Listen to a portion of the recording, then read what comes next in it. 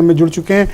वीरेंद्र जी, ये महाराष्ट्र और दिल्ली को लेकर जो सुप्रीम कोर्ट का फैसला आया है उसको लेकर पावर कॉरिडोर में क्या चर्चाएं हैं, लोग किस तरह की बातें कर रहे हैं, और दूसरा, क्या राजभवनों का हस्तक्षेप जरूरत से कहीं ज्यादा बढ़ गया है?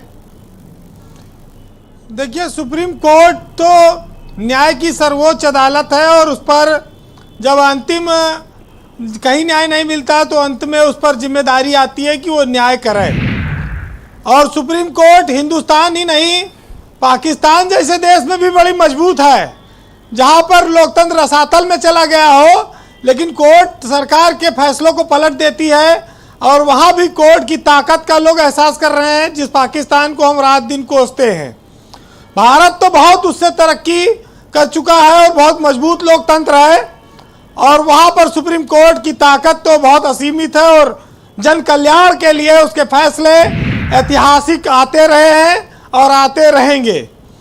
अब दिल्ली और महाराष्ट्र की बात आती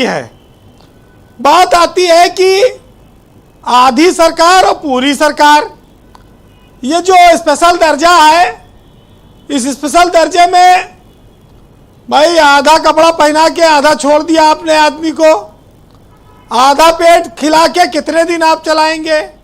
देखिए, या तो पूर्ण राज्य बना दीजिए और या तो केंद्र शासित प्रदेश रहने दीजिए।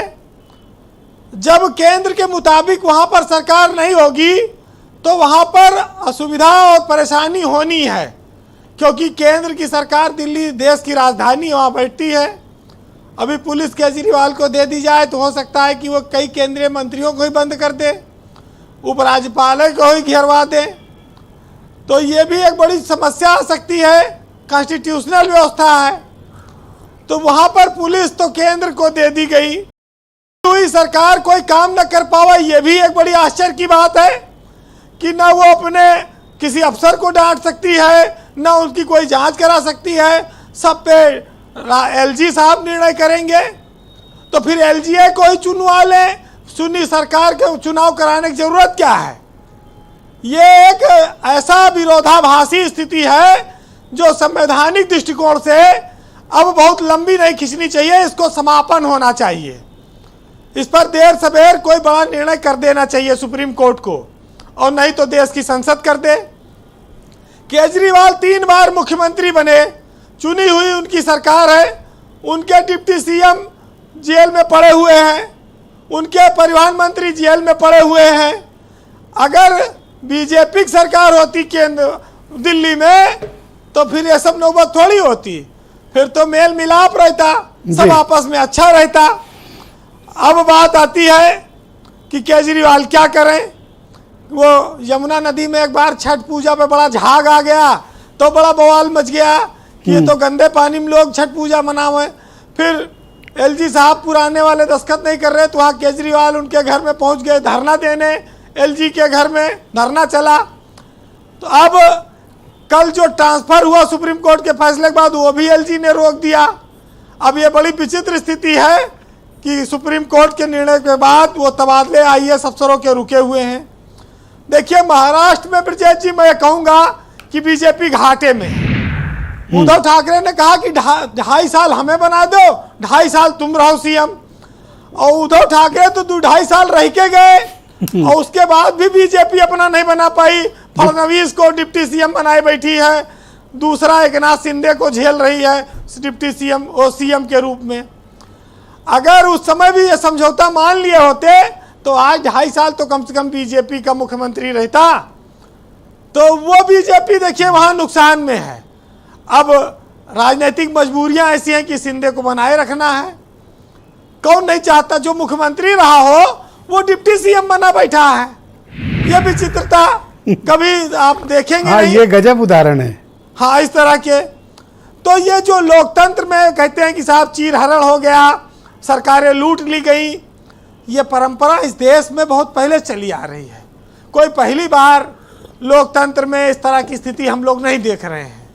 जिसकी जिसकी ताकत रही है उसने अवैध तरीके से सरकारें गिराई हैं, चुनी हुई सरकारें गिराई हैं, अतीत में भी गिरी हैं। और तब भी सुप्रीम कोर्ट ने ऐतिहासिक फैसले दिए, बहुत सारे फैसले आए। सार्वभौमाई का केस इस देश में एक बड़ा नजीर बना। तो आज एक बात और याद दिला दूं, कि जब बाबरी मस्जिद गिरी थी तो बीजेपी की कई सरकारों को एक साथ गिरा दिया गया था, बर्खास्त कर दिया गया था। तब इतना मीडिया उडिया तेज नहीं था, इतना टीवी चैनल नहीं थे, लेकिन जो इतिहास के पन्नों में दर्ज है वो तो रहेगा ही। अब आई बात कि राज्यपाल और राष्ट्रपति, तो भाई ये तो सब प्रसाद पर्यंत ही हैं केंद्र के। जब एक बार कांग्रेस में एक राष्ट्रपति बनी थी तो बीजेपी ने कहा कि ये तो बर्तन मांजती थी उनके यहाँ, कांग्रेस नेताओं के यहाँ। बीजेपी भी तमाम बड़े आरोप लगाती थी। आज बीजेपी की सरकार है तो वो राज्यपाल अपना बनाती है और वहाँ पर चल रहा है अपना, वो भी अपने हिसाब से, जो यशमैन होगा वो सबको पसंद है। तो इसमें कोई ऐसी नई बात नहीं है ब्रजेश जी, लेकिन इस लोकतंत्र को बचाए रखने की जिम्मेदारी अभी सुप्रीम कोर्ट ने उठा रखी है। जहां गलत होगा वहां कान अमेट देगी, तो इस पे ज्यादा चिंता करने की जरूरत नहीं है। ये देश अपनी गति से चल रहा है। लोकतंत्र में जो चुना है उसको अधिकार है, कई बार उसके फैसले अच्छे होते हैं, कई बार खराब होते हैं। मोदी का डंका बज रहा है, कब तक बजेगा? हर 5 साल में चुनाव होना है, जनता तय करेगी। अभी कर्नाटक का भी रिजल्ट आने वाला है, कांग्रेस को भी बड़ी उम्मीदें हैं। परिवर्तनशील है समय, तो ज्यादा बोलूंगा नहीं, लेकिन रामधारी सिंह दिनकर ने लिखा है कि लोकतंत्र के चीरहरण पर जो चुप पाए जाएंगे, इतिहासों के कालखंड में सब कायर कहलाएंगे।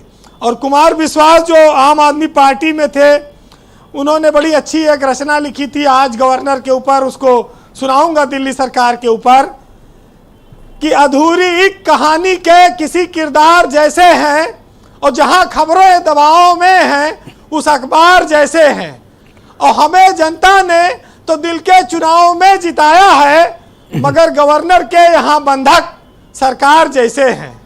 बहुत शुक्रिया आपका वीरेंद्र जी, बड़ा मौजूद शेर सुनाया आपने। बहुत बहुत धन्यवाद हमारे साथ जुड़ने और ग्राउंड जीरो से अपने इनपुट को हम तक पहुंचाने के लिए। बहुत शुक्रिया बहनों भाइयों। पर चर्चा को आगे बढ़ाते हैं।